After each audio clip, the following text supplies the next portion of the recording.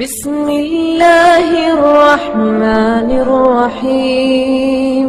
بسم اللہ الرحمن الرحیم۔ چھوٹی یا بڑی مصیبت کے وقت اللہ تعالیٰ کا ارشاد گرامی ہے، الذین اذا اصابتهم مصیبت قالوا انا للہ وانا الیہ راجعون اولئک علیہم صلوات من ربہم ورحمہ واولئک هم المہتدون۔